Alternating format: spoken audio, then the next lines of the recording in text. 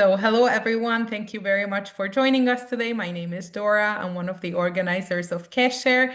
I see a lot of friendly and familiar faces. Thank you for being here once again. And if you're joining us for the first time, I also want to give you a warm welcome and just share with you a few words about Qesher and what we do. So this is a project we started together with Sebastian, who you can also see in the screen.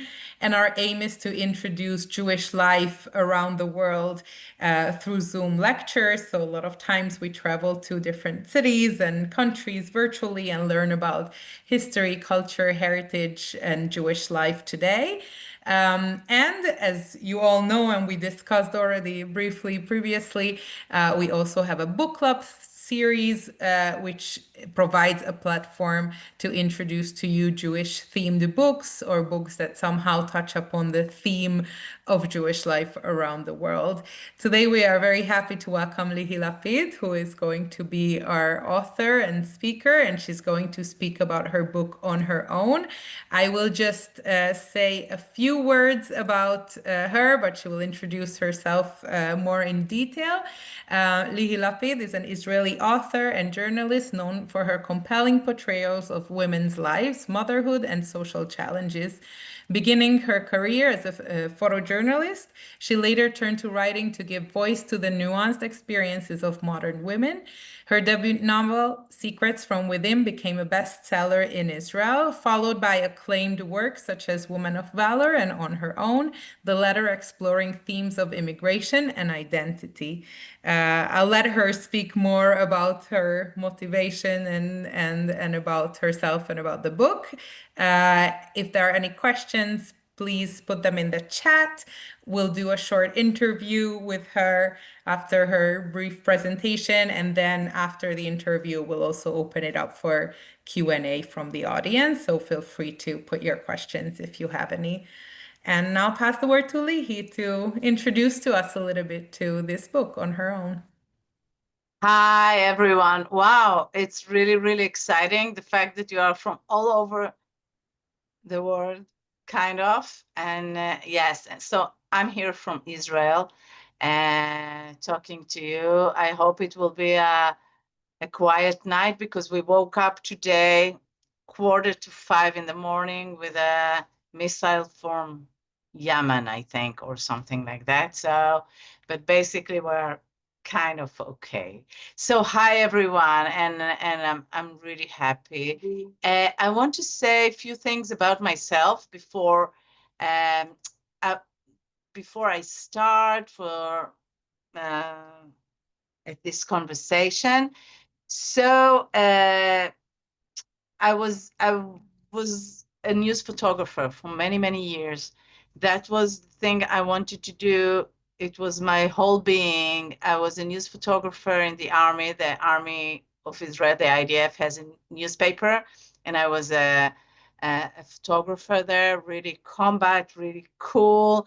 And after the army, I was a news photographer in newspapers in Israel, and then I was pregnant. And when I was pregnant, it wasn't my first pregnancy, but the first two didn't succeed. And I was pregnant. I remember I came back not long before from Rwanda. I went to photograph there. There was the they call it the massacre of Rwanda, and I went there as who I was, a news photographer, very cool. In Israel, I had a motorbike, short hair, and I went to Rwanda to photograph, and it changed everything for me. It was devastating. It was the first time in my life I saw war, really, to see war going on. And I went there with the Israeli army that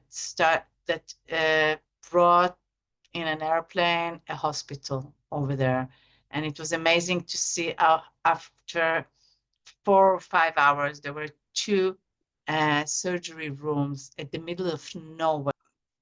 and I was there with the Israeli army, and I was photographing, and I came back to Israel really devastated from the things I saw, but really proud of seeing the aid and help that Israel gave in another part of the world. Uh, but I was pregnant. And I went to my doctor and I talked to him and I told him about Rwanda and everything. And he looked at me and he said, listen, you don't understand that it doesn't go together. Pregnancy with Rwanda, with flying, with motorbike, with news photographing, carrying a big, huge bag with 20 kilos of cameras. And he said, if you wanted to succeed, go on bed leave. And I was in bed, giving up my motorbike, giving up my cameras, and starting to realize for the first time in my life that maybe there's a difference between men and women. Maybe, I'm not so sure. So I'm not saying we can't do everything better than they are, or at least the same, but maybe not at the same time. Maybe being a woman and a mother makes us stop for a while, changes things. And my son was born, and I found out that no newspaper is looking for a mother that wants to breastfeed every 4 hours. And no newspaper is looking for a news photographer that can't go on a motorbike because there's no place to put the baby seat. And I realized I need to find a new path. And it was after I was really working and I had covers in magazines and everything. And then I started writing. And I want to say something about starting writing, not because all my life I wanted to write, but because I wanted to scream something. I wanted to say something because I grew up in this uh, time and environment that I can do everything. And when I found out that maybe not, and maybe not at the same time, I was surprised. So, uh, and I want to say that I married a guy. Maybe some of you know about him, but I married a guy that was a news. He wrote in the newspaper and he wrote bestseller books. And his mother is a wonderful bestseller author that wrote one of the few of the biggest novels in Israel literature. And his father was also a journalist. So in order not to be super stupid at dinners, I decided to take myself and study for a year in Tel Aviv University, literature and poetry, in order just to be smart at dinners. And then it came out at that moment that I was angry and I wanted to scream. And I started writing a book. The first thing I wrote in my life was a novel. I think it was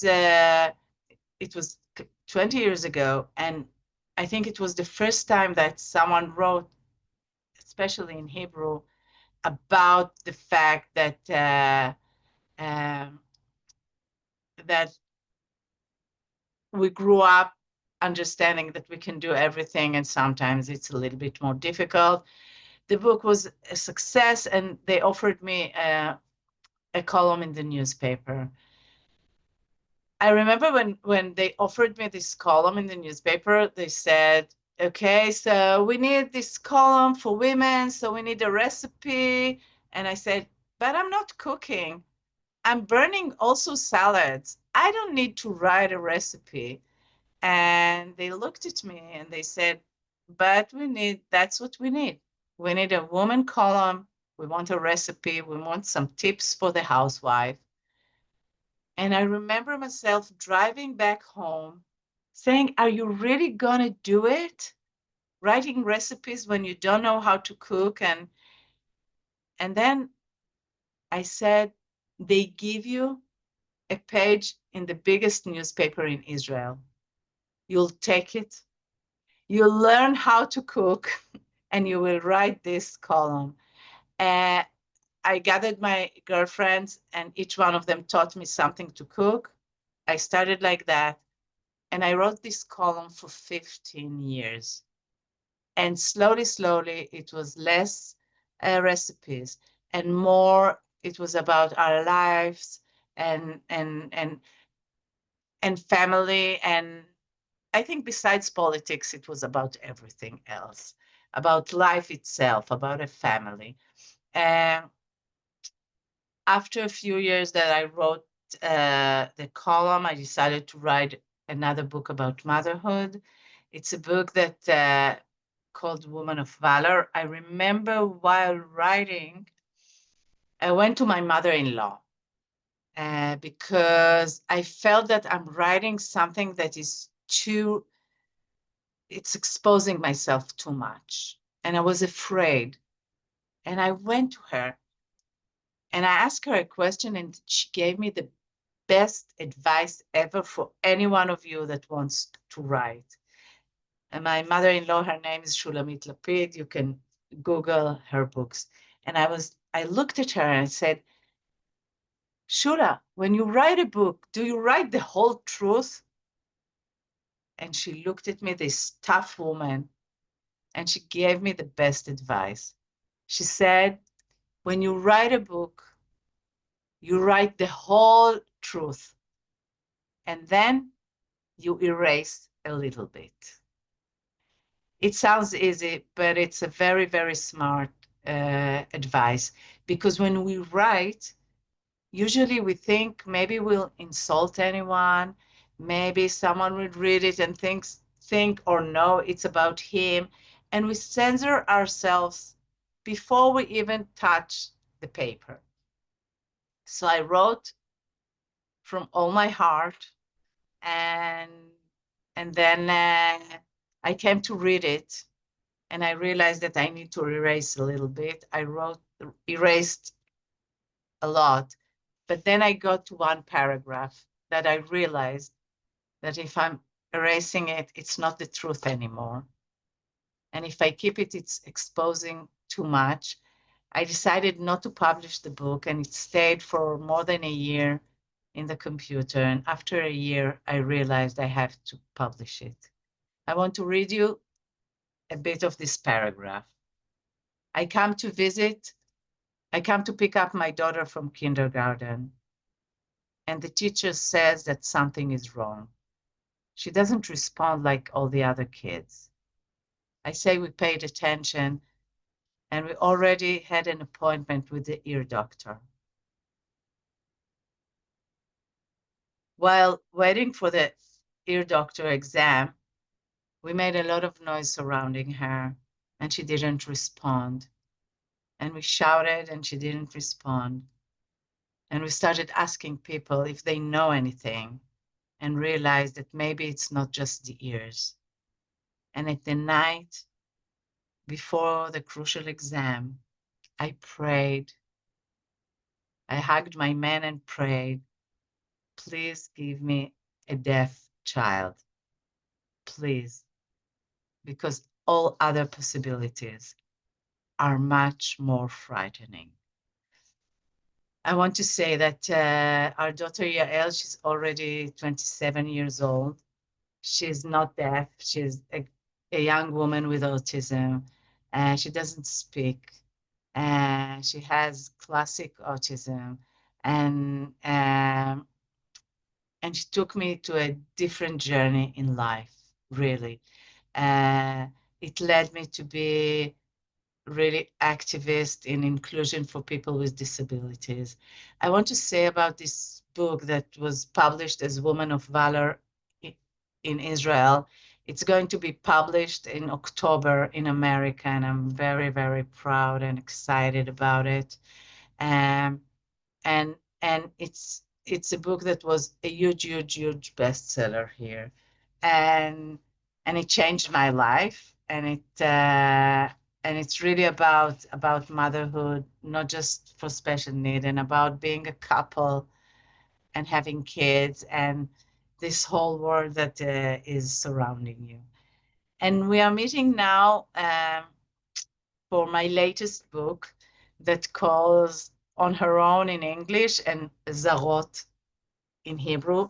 Zarot in Hebrew is strangers or stranger nest, and we gave it a different name uh, for the book in English because I wanted it to be a little bit more feminine in um, uh, and the book started because my brother lived in LA for more than 30 years, and we as a family, we had this a struggle of staying a family together when we are so far apart. And I think more and more families are dealing with it, with the fact that some family members live very, very far away from each other. And even I see this Zoom of people from all around the world trying to be connected to each other. And it's a struggle that we need to do. And it's going to be more and more because the world, from one perspective, becomes smaller because we are closer, like at this evening, but we are also a little bit far away. Um, so the book, um, I'll tell you the beginning. It's Nina, an 18-year-old young girl, is in a hiding in a stairwell in old building in Tel Aviv. She's with her miniskirt torn. She ran away from people that hunts her. She really got mixed with the wrong people. When she hides in this stairwell, suddenly an old woman is going down the stairs, looks at Nina, and says, Dana, my Dana, you came back for me. She's not Dana, but she goes and lives with this old woman. And she's trying to be for her granddaughter. And slowly, slowly, we're trying to figure out where this girl came from. Her mother is looking for her. She's the daughter of a single mother, Russian immigrant to Israel. And this old woman is a mother of two. One, a soldier that was killed in combat in a war 30 years ago, and she still misses him. And her other son lives in America, has a startup, has a family, but is far away from her. And he doesn't notice that she's slowly, slowly losing her memory. So that's the story of the three stories, because there's a story in America with a family, he's a good son. He just has having his own life, not knowing how lonely his mother is. So that's the story, but it's a very, I don't know how to say, but it has also policemen and people running, so it's a little bit of a thriller, but it's very, very emotional and about a family.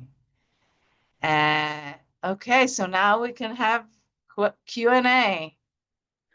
Thank you so much, Lihi, for sharing this background and sharing a bit about your other books and reading from it. It was very, very nice to hear that paragraph and to understand a bit more where you're coming from and what is behind your writing. So I want to ask a few questions before we open it up for Q&A to the audience.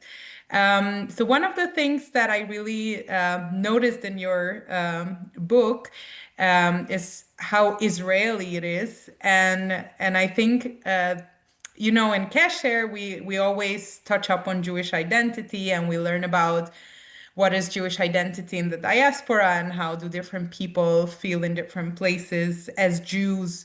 How is a Hungarian Jew? How is a Spanish Jew? And we have these kind of topics. And reading your book, I realized that we never really touched upon, what is an Israeli Jew. And I think in many ways you speak about that. So I just wanted to ask you if you'd want to share a bit what is an Israeli Jewish identity for you and for your characters and in your book. Wow. And you know that even Israelis tell me, wow, it's so Israeli. So I think also one of the things that the book was published in HarperCollins, which is a big publishing house, a very distinguished, and they chose it with a series of books that each one is telling about another country. So they chose it because it gives such a diversity look about Israel from Sabra, from people that were born in Israel and new immigrants that came to Israel from Russia, for example, which was the last 20 years was a big immigration from Russia, and this whole uh, Tel Aviv experience and the periphery, a little town. The girl comes from a little town in the desert. I grew up in Arad. Arad is the place you stop in the middle of nowhere on the desert before you get to Masada. So it's like where I grew up. So it's it gives a big notice of Israel. Wow, you know that I have something that I wrote about being an Israeli mom. You can Google it, being an Israeli mom, Lihi Lapid, and it's in a book now called On Being Jewish Now, which I recommend everybody. It's by Zibi Owens Publishing House, and it has 80 Jewish writers wrote about being Jewish now, especially at that time. And I wrote there on being an Israeli mom. So you ask what it is to be an Israeli mom. So first of all, when the doctor in the ultrasound tells you it's a boy, immediately you imagine him with uniforms and rifle and you start worrying. It's knowing that your girl, your third grade girl needs to be tough because she'll go to the army and she needs to be tough for her commander. And it's knowing that it's the best place in the world, but complaining about it totally and endlessly. Uh, it's when there's an alarm to be frightened, but not to show your kids that you are frightened and worry because you want them to feel safe. And at the end, being an Israeli mom is, and being Israeli, but that's my point of view, is also to want Israel to become a country of peace and quiet with a lot of happiness. And we won't give it up. And Israeli moms are tough and we'll get there. We'll get there, I know. So, so that's how it is to be an Israeli for me. Um, I want to say something that I was in a tour with this book this year because it was published at the middle of the war. It was really difficult. No bookstore wanted to have a launch of the book in the bookstores because everybody were afraid of demonstrations and things like that. And it took me a while to understand that that's the reason. So in a way, it was also difficult because I'm an Israeli writer and I'm a politician, an Israeli politician wife. So I realized that I can understand no one wants. So, but I will tell you something that I really felt that for many years, we as Israelis, we were like, okay, it's great that Jews around the world like us, but we're okay. we were a little bit arrogant, like we don't need anyone, we're okay by ourselves. And I think Jews in the diaspora or outside of Israel felt there is Israel, it's okay, we don't need to worry. And I think the two groups changed their minds. I think we as Israeli realized how much we need Jews around the world to support us. We loved every post that someone wrote for Israel, on behalf of Israel, giving help and just supporting Israel.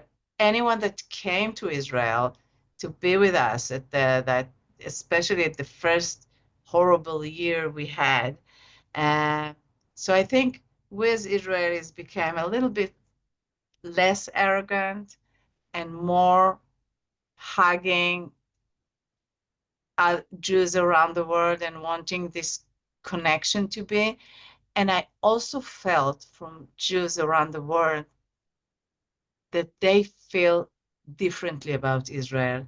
They do feel that it's a little bit fragile, that that they, that we need that like you need to stronger their relationship or to be more in touch, because it's not obvious that Israel will always be the strong great place. So that's the thing that I feel at the last 2 years after 7th of October, uh,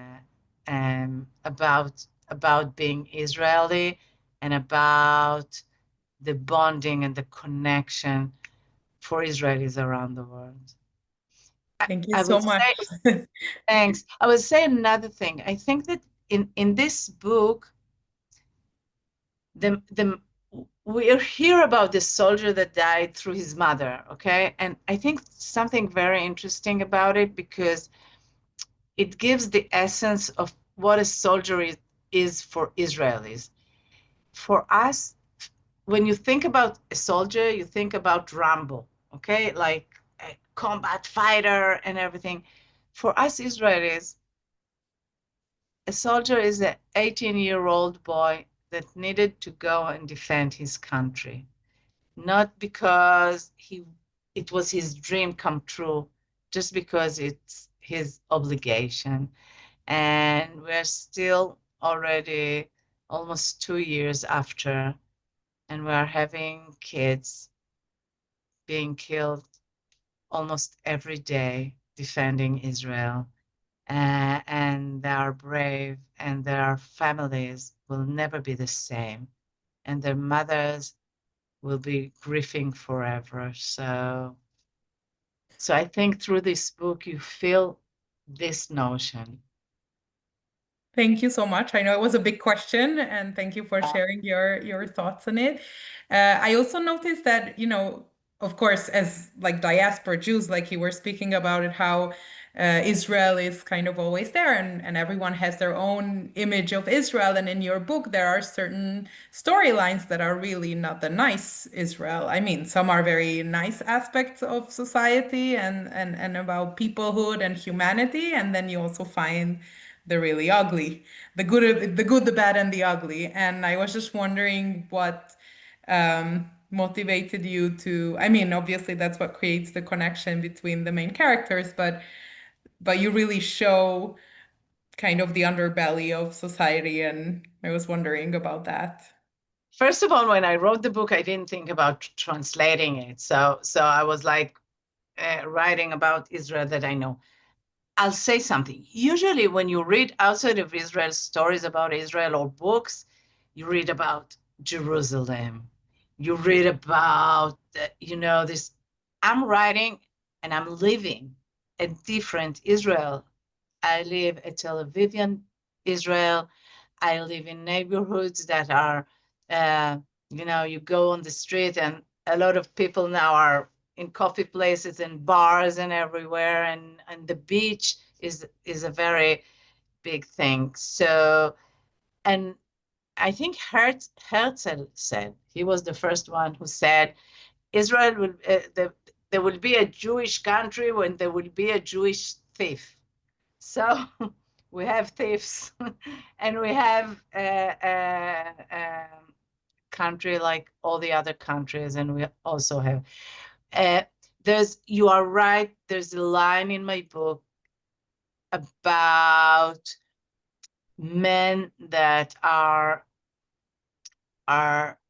taking advantage of young women that want to succeed in the world. And I do think that there's today a whole generation that, because of Instagram and because of um, social media, feels that they just want to be famous and they just want to have everything, and they and it's dangerous because there are bad people out there that are sometimes using these girls uh, when they want to get to success. I think it was always, but since there is this social media, it looks like so easy to be famous and to have a fortune for a young, beautiful girl. And Nina is a young, beautiful girl that wants to get out of her little city in the middle of the desert and succeed in the big city.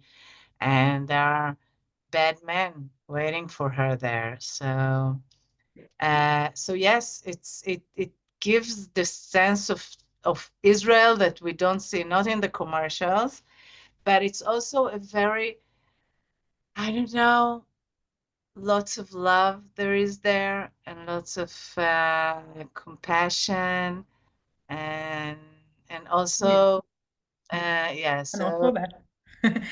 Yeah, and I actually wanted to point out the way the book is written that I thought was very interesting. That slowly, slowly, you actually speak about everybody, like everybody who appears in the book, even the tiniest side characters. You explore their inner world and their inner thoughts and their motivations and why they're doing what they're doing at the moment. And I thought that was very interesting how more and more you go very deep into the character, into every character, um and I I don't remember, see that very often because in many books you focus on the main characters and you don't find out what's the motivation of this random person who just happens to be in a place where yeah, they're taking there, place. there was a woman that she gave me the list of all the characters that went in and out suddenly from the book.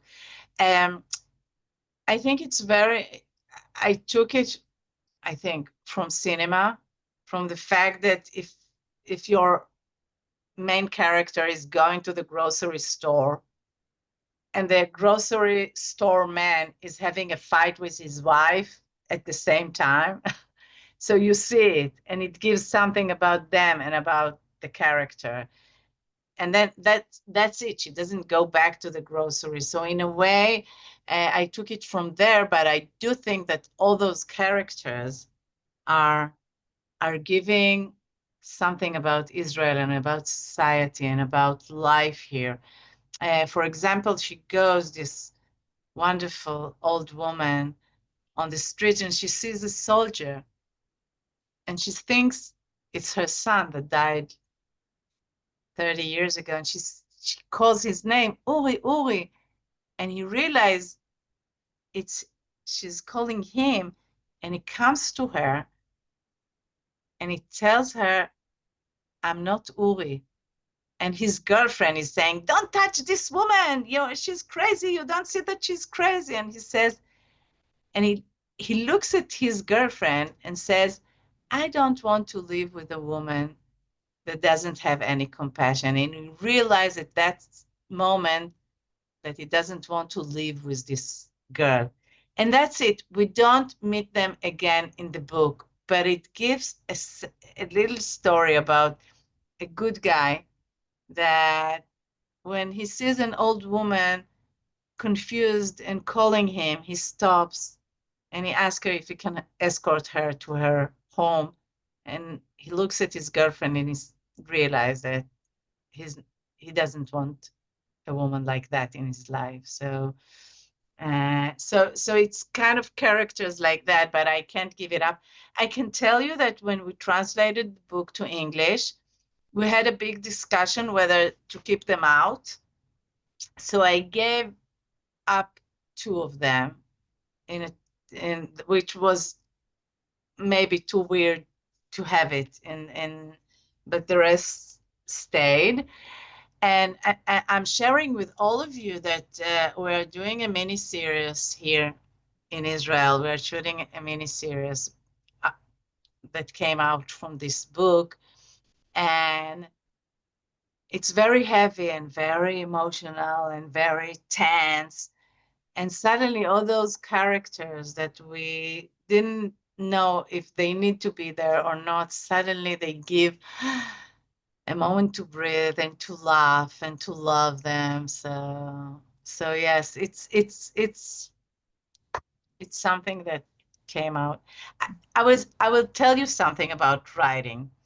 Uh, I don't know if Dora is feeling embarrassed or not, or that I'm the wife of a politician. I'm the wife of Yair Lapid, and I'm very proud of being his wife. But I want to say something about that. Uh, he's in politics, I think, for 12 years, and we had 7 campaigns. Okay, 7 elections in 12 years, which means most of my time at those 12 years, I'm campaigning. Okay, I'm standing outside the mall with the pamphlets and I'm convincing people to vote for my husband. Um, and my friend is an editor, and she asked me about, do you want to write something? And I said, oh, I have this story about this old woman on the stairwell, and a young woman is hiding, and she finds her. And she used to call me all the time and say, did you write it? And I said, how can I write? There's so much noise in my life and politics. And she said, and she was calling all the time, how are they? How is Nina and Carmela? Did they go into the apartment? And one day she text messaged me. If you want, write, she text messaged me, I will never ask about them anymore. If you won't write them, they will stay in the stairwell forever. And then I realized I have to write them. And I found out that women my age, after 50, were not sleeping well, right? We're waking up in the middle of the night. And then I realized that at 3 o'clock in the morning, there's no news, there's no campaigning, there's no push from the internet about something. So I wrote this book from 3 o'clock in the morning till 5:30, writing in my bed on my iPad, sending it in email to my desktop.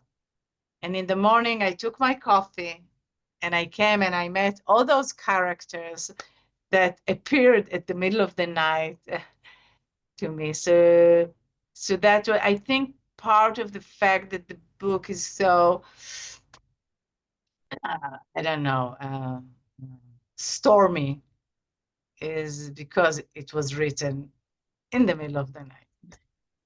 It's a very, very interesting background information, and thank you for sharing that. And of course, we're not embarrassed of anything, but I wanted to introduce you, and then if you decide to introduce also this part of your life, you are very welcome. Um, And I so thank I'll Sharon Polanski for writing so beautifully about my book. Thank you so Yeah, much. very soon I'm going to go on to the participants' questions. I'll read one more from mine, and then I'll start reading out the Q&A from the audience. So as Qesher, we always introduce different Jewish communities, and I was, of course, looking for that in your book as well, and I thought that was very interesting how you weave in the story the different Jewish backgrounds that are in Israel. And for example, you have Moroccans in the story, you have new immigrants from Ukraine and old immigrants from Bulgaria, and of course, Itamar who emigrates to the US when you are an Israeli who leaves Israel. So I thought that all those mix, they kind of appear in the mix, and I was just wondering, what's your take on that, or what is? I'll just share one story that you shared in our conversation, which I thought, I think we had this conversation last time, which I thought really illustrates this mix. But then I'm happy to hear your comment on it, how it appears Mimuna, the Moroccan holiday after Pesach, in your book, and how the new immigrant from Kiev is wondering whether she needs to go to work on Mimuna. And like these kind of encounters appear in your book. So I wanted to ask you how you feel about this blending of the characters. One of the and one of the thing that I really liked at the book, that each one is a little bit stranger somewhere. And I think it started when I remember my son, my son, the son of my brother, fixing my brother's accent. They lived in America. His son was super American, and my brother had an Israeli accent. And I heard him fixing his father's accent, which is my brother. And immediately I thought of my grandma with her accent. And I thought of so many generations, that the first generation that immigrates uh, is paying a huge price for his kids to live in a better place, to live in a new place. And when I thought about it, I thought about the generation, how many of us grew up with parents with an accent, and we sometimes were embarrassed about it, sometimes we were proud about it, and it's so strong in the Jewish heritage of each one of us. So um, so it was a moment that brought it out to me. You said, I don't know if I answered the question, Yeah. but it's this thing that each one of us is is in any time in his life being a stranger in a different place, even being, getting married and being a stranger in your husband's family, and starting to adjust and building your own family with the two of you. So yes, I think that's really at the essence of all of us. Thank you so much. Yeah, I think that really shows how this diversity appears in Israel and in everybody's own lives. So I'm going to read some comments and questions from the audience. This is a comment from Miriam who read the book. A really great book, I thought, in terms of the ways in which the different populations and classes in Israel interact. The heroine is part of a more despised class, yet she can help the older woman deal with her own loss of various kinds, her son, then her memory. So there is a unity after all. So this is more of a comment than a question, but I wanted to read it out to also show this aspect of the book. Um, yeah, I'm just trying to see if there are question about woman of valor. Is Yeah. it So about woman of yeah? Yeah, Woman of Valor is about family. It's about parenting, and yes, it's about the beginning of understanding of to be a mother for a daughter with special needs. Um, and it will be published under the name I Want It to Be Wonderful. I think it's a wonderful name, and it's going to be published in October in America, and I will also come for a tour for that. But it was very funny story because Zibi Owens, she has a publishing house, and she also has a she published the On Being Jewish Now, and she interviewed me to a podcast, and she read on her own already, and she said, wow, I want to read Woman of Valor, and she fell in love with it so much she said it has to come out in America. So she's publishing it in America now, and I'm so happy because it's a book you wrote, and thank you, and revealing, and I'm sending you a hug, uh, that your grandchild is with autism. Uh, it's a huge journey in life, and wow, and there's a whole world about it, and I'm doing lectures about it. But I have one thing that I'm telling each parent that goes through it is go to the kindergarten or school or somewhere, look at the parents and ask friendship from one of them, because going at this journey together with people that go through whatever you go through, and having them as your support group is the best thing that can help. I have two friends like that we started from the age of nothing of our kids, and one of them, her son is doing now a PhD in the university because and we forgive her that her son is so successful. And the other two, we have kids with severe autism that doesn't speak and everything, but we stayed three friends, because the most important thing in anything that is difficult for us is not to be alone with it. Thank you so much. There was a more practical question. Are your books in paperback, and do you have a reading guide for book groups or for both books, Uh, even one of them?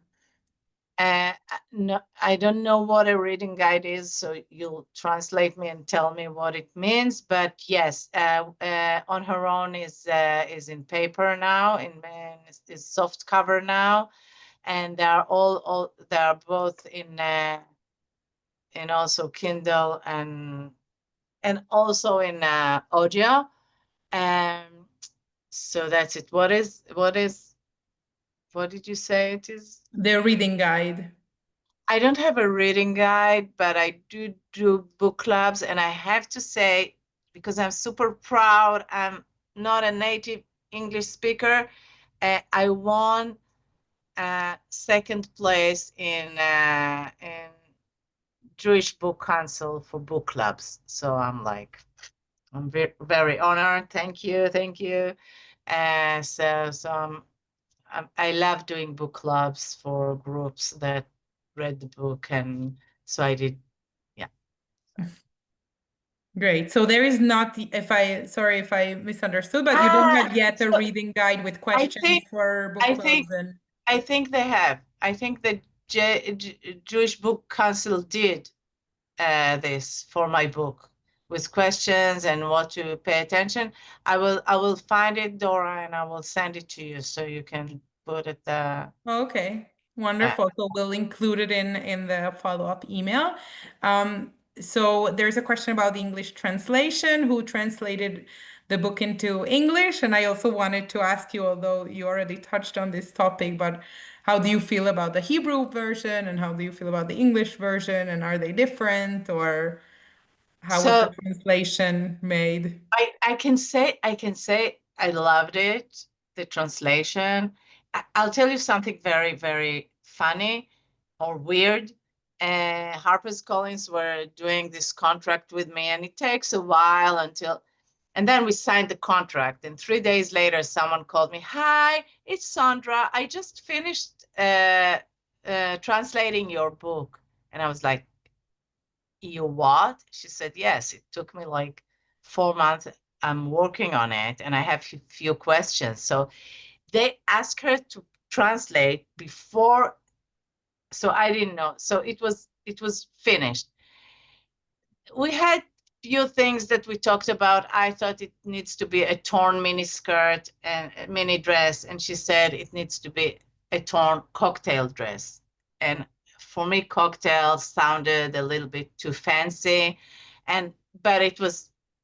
I think that's almost this. She changed the name Ethan in the book in Hebrew. It's Ro'i, which is I don't know. She said it's not easy. Roy. So it's Ethan, but that's it. I had the opportunity to get a wonderful, amazing translator. She translated the books of Ayelet Goshen Gonder, which is an amazing author, and really it's a privilege, and I love her translation. What I like most of it, it's like it's beyond my English, but she's a great translator. Thank you.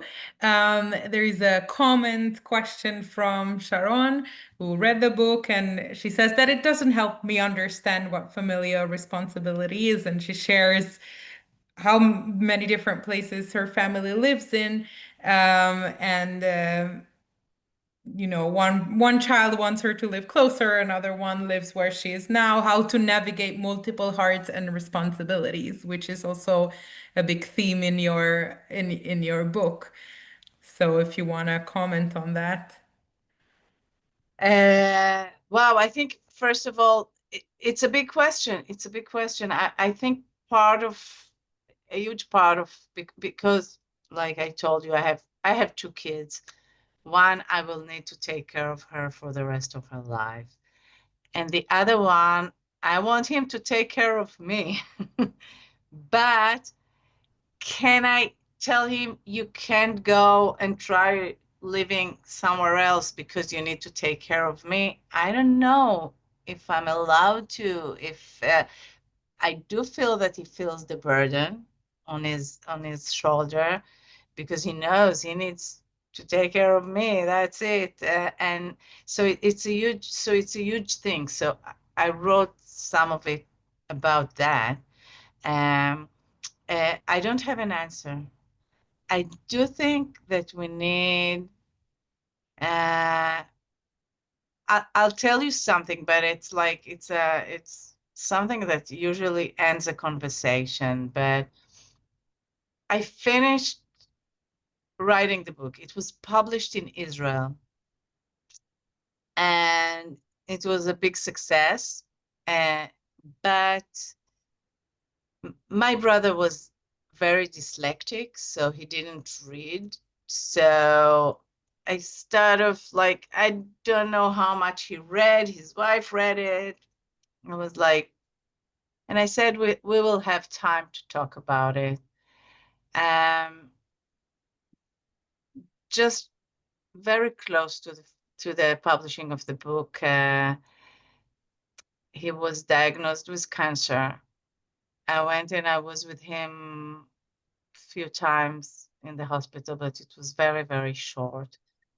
And my brother passed away um, last year, 2 years ago, and and I thought about me writing a book because I miss him so much, and I want our family to be united and to be here. And in Israel, I dedicated the book to my sister, and in English, he was already. So I wrote, "I missed you for so long, and now I will miss you forever." I think at the end, and it's not in the book, but it's in my soul, that at the end, uh, being as much as we can together with our families, even if we're far away, to be in contact all the time because that's that's our life, and we can never know how much time we have with the people we love. So this book became for me such a, and my brother gave us a wonderful, he gave my mother an amazing present, and he asked us to bury him here in Israel. So he's here with us now. So it's the end of the. I'm sorry uh, but I think that's what the book is so much about. And we can fight and we can have troubles, but at the end, it's being together. Thank you so much for sharing that. And I really feel touched that you shared so much of your own life and so many difficult stories, but beautiful stories. And I really think that even though there are no one really has the answers to these questions, but it was very nice to hear your story. And thank you for sharing that with us. And I really think that in your book, this soul is there. The Thank you so much. And I thank you so much for the opportunity, this opportunity. First of all, to talk from Israel to you guys, wherever you are, being supportive and being with us. And not everybody are like that. So thank you so, so much. And and it's really so inspiring to see all of you here. Um, and thank you. And I'm sure there will be great days. I'm praying every day that our hostages will be back home soon and all the soldiers will be home, and that's it. And we need to have wonderful good days here, because Israel is wonderful. When it's good here, it's the best place. When it's difficult, it's really, really difficult. So hope with us and hold fingers that Thank you it, so much. Just one last question. If people want to reach out to you for their own book clubs, when may we share your email address? If yeah, I'm writing here my email address, and I would love to. As you can see after this talk, that the book is reaching out for really understanding Israel and being in contact with us like that. So Thank you. thanks. So we will share your email address in tomorrow's follow-up email, as well as the recording of this talk, and also the link to where you can buy Lihi's books. And if Lee, there's anything else, please send it to us. You mentioned a few articles that you wanted to share, so we'd be happy to also Okay. include them tomorrow. Thank you so In the much. And Thank you. sorry for the mess. I just now realized that there are a lot of mess here. No, it looks perfect. We can see your book in the background and And pictures and yeah, so it's that's where it is it in Hebrew somewhere. Thank you so much, everybody. Thanks thank a you, lot. Lihi, and thank you Yeah, everyone here it's for here it's here's the the Hebrew. Very different, very different. the design. Oh, thank you so much. Wow, thank you so much, everyone. Thank you, everyone. Thank Now you we for can joining us. yeah, we can open the volume, the audio for everybody, and then we can say bye. Yeah, the everyone can is free to now. Now we finished. I'm going to stop the recording. So